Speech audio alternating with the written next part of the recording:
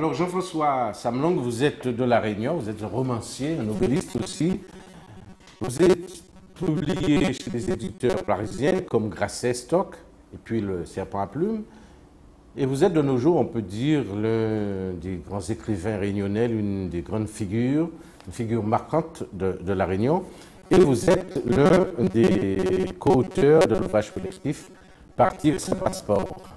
Alors, vous êtes l'auteur d'une nouvelle qui s'intitule La Réunion des Pitons, des criques et des remparts. Alors, c'est un peu une fiction. Et quelle est un peu la trame de cette fiction? La trame de la fiction, c'est que, en fait, il s'agit d'emmener les Réunionnais à découvrir notre belle île de l'océan Indien, près de Madagascar, l'île Maurice et les Seychelles. Et en fait, je voyage réellement, puisque c'est le jeu qui écrit. Je suis dans l'avion et j'emmène avec moi 400 passagers vers l'île de la Réunion. Alors, la découverte de quoi?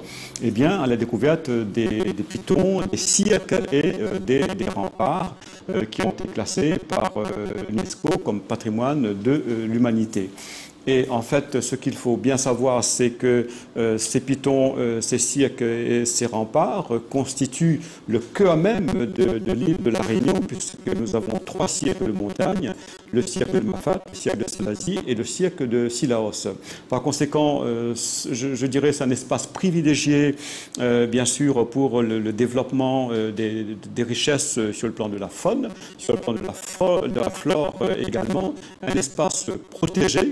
Et ce qui fait que le classement s'est fait pratiquement sans difficulté. Et ce que je dis aussi à travers cette nouvelle publiée dans ce recueil Partir sans passeport, c'est que ces pitons, ces cirques, ces remparts qui constituent le joyau de l'île de la Réunion n'appartiennent pas seulement aux Réunionnais, mais aussi à la France, à l'Europe, au monde entier. Oui, puisque à l'humanité. À l'humanité. Et effectivement. Et à ce moment-là, nous, Réunionnais, nous sommes très fiers parce que nous avons quelque chose d'extraordinaire, d'insolite, d'original à partager avec le monde. On ne se contente pas seulement de recevoir, et on est bien content de montrer que nous avons aussi quelque chose à offrir à l'autre, à condition que l'autre fasse un effort pour venir jusqu'à nous et découvrir ces richesses qui appartiennent au monde entier. Ça, c'est une partie des richesses. L'autre richesse aussi, c'est ce foisonnement de cultures différentes, qu'elles soient d'origine indienne, qu'elles soient réunionaises, purement réunionnaises, qu'elles soient chinoises et autres. Et c'est la rencontre de plusieurs peuples et de plusieurs cultures. Donc il y a ce creuset, j'allais dire, faune-flore au cœur de l'île, et puis il y a ce creuset multiracial, culturel, par rapport aux hommes et aux femmes qui sont venus habiter dans cette île dès le XVIIe siècle.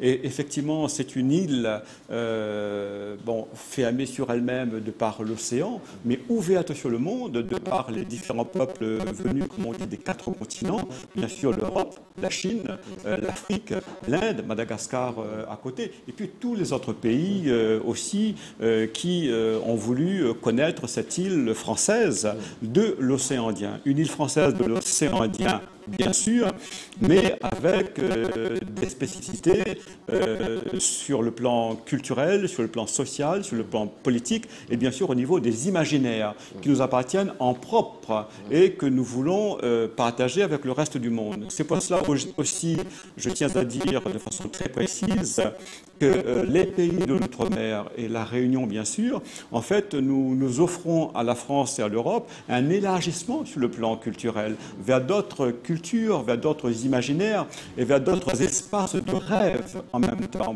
Et c'est ce moment de partage-là qu'il faut profiter en termes d'émotion.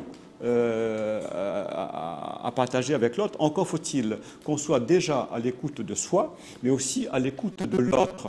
Et là, c'est une forme de tolérance peut-être que nous avons à offrir au reste du monde de par le métissage de nos populations.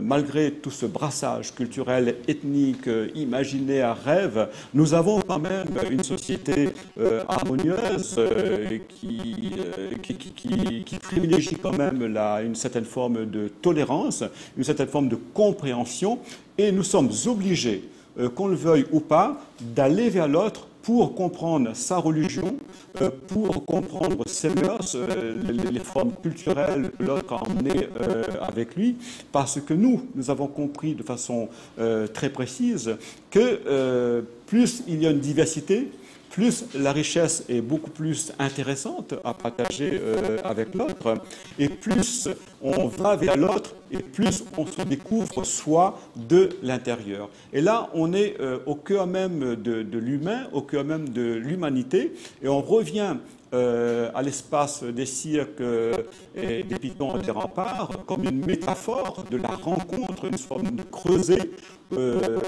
où il y aurait une symbiose de toutes les richesses du monde à faire valoir aujourd'hui. Alors moi j'ai choisi dans le cadre de ce recueil collectif Partir sans passeport de choisir l'écrit, l'écriture, mais d'autres peuvent choisir d'autres formes artistiques comme la musique, la peinture, mais ça n'a pas d'importance du moment qu'à travers un texte, une nouvelle, on arrive à faire partager une émotion avec l'autre et de lui dire, écoutez, nous avons aussi quelque chose à vous offrir, venez voir ce qui se passe chez nous, dans nos cirques, nos pitons et nos remparts. Et puis vous avez un joyau qui a agrandi l'île, qui s'appelle le volcan de la Fournaise, qui est aussi un joyau à voir, puisque ce volcan qui est en éruption permanente se déverse dans la mer et agrandit l'île de la Réunion de plus en plus. Oui, alors là, par rapport au volcan, ce qui est intéressant, c'est que c'est vrai que nous, on est assis, on dort sur un volcan. Alors, quelle leçon de sagesse tirer par rapport à ça, avec l'élément feu, c'est que là aussi, on est inscrit dans une durée bien déterminée. Et il faut savoir comment gérer cette durée-là et comment gérer cet espace-vie qui nous est donné par cette île de la Réunion. Donc, on revient à une interrogation permanente par rapport à soi, par rapport à la vie, par rapport à la mort, par rapport à l'autre également. En fait, le volcan nous dit que nous sommes de passage sur cette terre-là et que nous devons la préserver pour que d'autres qui viendront demain pourront profiter de la beauté de la plage, des montagnes. Donc nous avons une responsabilité énorme par rapport à la génération à venir, mais aussi par rapport à la planète Terre. Alors, l'île de la Réunion est le département où il y a le plus grand nombre de quotidiens, de journaux. Donc, c'est un espace où les gens lisent beaucoup. Voilà. Les gens lisent beaucoup, les gens sont curieux, ils s'intéressent à ce qui se passe dans le monde et c'est intéressant pour nous parce que maintenant, à travers une réflexion propre aux Réunionnais, ils peuvent se dire à ce moment-là, ce que nous propose la France, l'Europe ou le monde, il y a des éléments intéressants que nous devons prendre, d'autres pas. Nous avons une façon de vivre, un rythme de vie, des mœurs. Par exemple, nous avons un respect profond pour les parents, les grands-parents. Donc on ne doit pas faire éclater le noyau familial, la structure de la famille. Nous devons absolument préserver ça. En même temps, nous ne pouvons pas non plus nous replier sur nous-mêmes, il faut s'ouvrir par rapport au monde, d'où la formule consiste à s'enraciner dans ce que nous avons de bon, de meilleur, et à partir de là, nous pouvons nous ouvrir sur le monde sans crainte du fait que nous avons une identité, nous sommes sûrs de ce que nous voulons être demain dans ce monde. Mais faire le chemin inverse, prendre tout ce qui vient de l'extérieur, oublier qui nous sommes et nos propres richesses, ça paraît dangereux. Donc le fait que les Réunionnais lisent, s'interrogent, réfléchissent et soient aussi curieux, pour moi c'est un signe intéressant pour l'avenir. Très bien, je rappelle que c'était Partir sans passeport en compagnie de Jean-François Samlang. C'était donc votre parenthèse. Merci beaucoup. Merci.